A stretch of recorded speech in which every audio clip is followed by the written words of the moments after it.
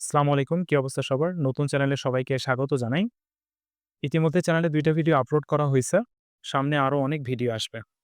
চ্যানেলে আমরা এয়ারড্রপ বিষয়াদি নিয়ে আলোচনা করলেও আমরা মূলত ক্রিপ্টোর যত কিছু রয়েছে, crypto investment, buy sell signal, crypto কেন্দ্রিক ওয়েবসাইট কিভাবে এই পুরা বিষয়াদি কাজ করে এবং পাশাপাশি কোথায় কোন বিষয়টা আপনাদের জানা জরুরি এই সব কিছু নিয়ে আলোচনা করব। তবে শুরুতেই বলে রাখি, আমাদের টেলিগ্রামে যে চ্যানেলটি রয়েছে পোটেনশিয়াল আর্নিং, এখানে সবাই যুক্ত হবেন। কারণ এইখানে মূলত আমরা সব আপডেট দিয়ে থাকি। পাশাপাশি আসলে আর্নিং এর অপরচুনিটি কত রকমের হইতে পারে, সবকিছুই আমরা এখানে দেই। তো আপনারা অবশ্যই এই জায়গায় যুক্ত হবেন, যাতে করে কোন রকমের আপডেট আপনারা মিস না করেন। পাশাপাশি আমাদের যে চ্যানেল রয়েছে এটা যেহেতু একটি নতুন চ্যানেল, আপনারা সবাই সাপোর্ট করলে অবশ্যই এগিয়ে যাওয়া সম্ভব। সামনে আরো অনেক ভিডিও আসবে, যে ভিডিওগুলো আপনারা YouTube এর অন্য কোনো চ্যানেলে অবশ্যই পাবেন না। একদম ইউনিক কিছু ভিডিও যেটা আপনাদের পরবর্তী জার্নির জন্য খুবই কাজে লাগবে। তো চলুন কথা না বাড়িয়ে আজকের ভিডিওর মূল টপিকে চলে যাওয়া যাক। ১ম এ যে কোয়েশ্চেনটা আসে সেটা হচ্ছে টেস্টনেট বেসিক্যালি কি? টেস্টনেট বেসিক্যালি হচ্ছে যে একটা আলাদা ব্লকচেইন নেটওয়ার্ক, যা মূল ব্লকচেইনের অনুকরণে তৈরি, কিন্তু এতে টোকেনগুলোর বা কয়েনগুলোর কোনো আর্থিক মূল্য থাকে না, যেটা ডেভেলপার এবং ইউজার, আপনি হচ্ছেন ওয়ালেট এর মালিক, আপনি হচ্ছেন ইউজার, আর ফোসাটের মালিক হচ্ছে ডেভেলপার। বা ডেভেলপার থেকে কিছু পরিমাণ কয়েন আপনার ওয়ালেটে দেওয়া হবে, যাতে করে আপনি পুরা সিস্টেমটা চেক করতে পারেন কোনো প্রবলেম আছে কিনা। তো এখন আসা যাক টেস্টনেট করার মূল উদ্দেশ্যগুলো আসলে কি? টেস্টনেট করার ১ম যে মূল উদ্দেশ্য সেটা হচ্ছে কোনো একটা সিস্টেমের বাগ চিহ্নিত করা।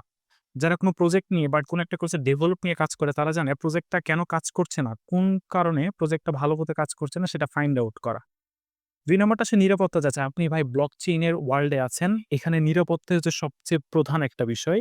আপনার মানি যাতে অন্য কেউ চুরি করতে না পারে। ৩ নাম্বার যে বিষয় আসে সেটা হচ্ছে UX/UI।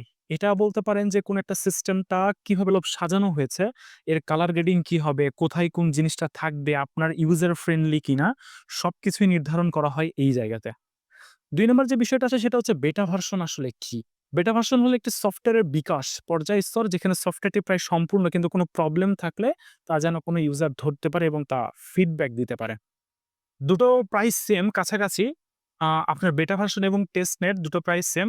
তবে বেটা ভার্সন এখানে ৪ টা ভার্সন আছে। একটা আলফা, বেটা, রিলিজ ভার্সন এবং ফাইনাল ভার্সন।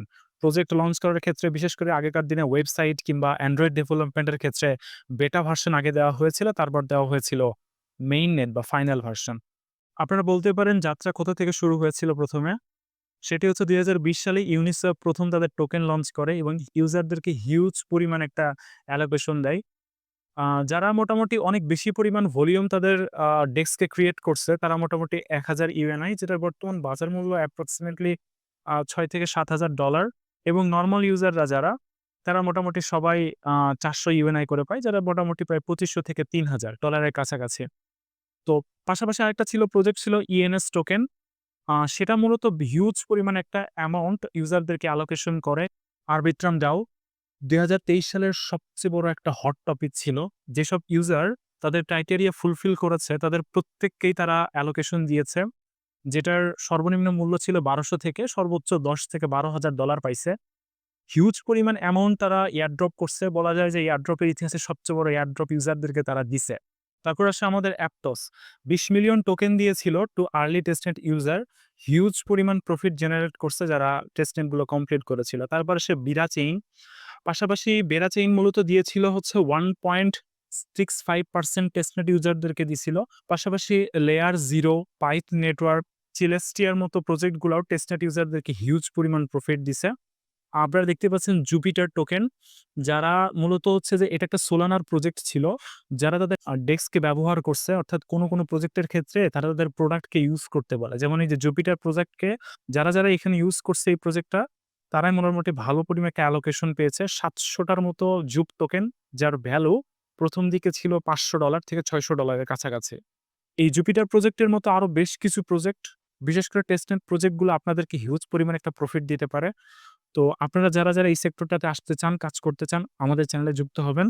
পাশাপাশি আমাদের যে আ টেলিগ্রামের চ্যানেল রয়েছে সেটাতেও অবশ্যই যুক্ত হবেন। তো টেস্টনেট ইউজাররা হিউজ পরিমাণ প্রফিট পায়। আজকের ভিডিও ছিল এ পর্যন্তই। ভালো থাকবেন সবাই।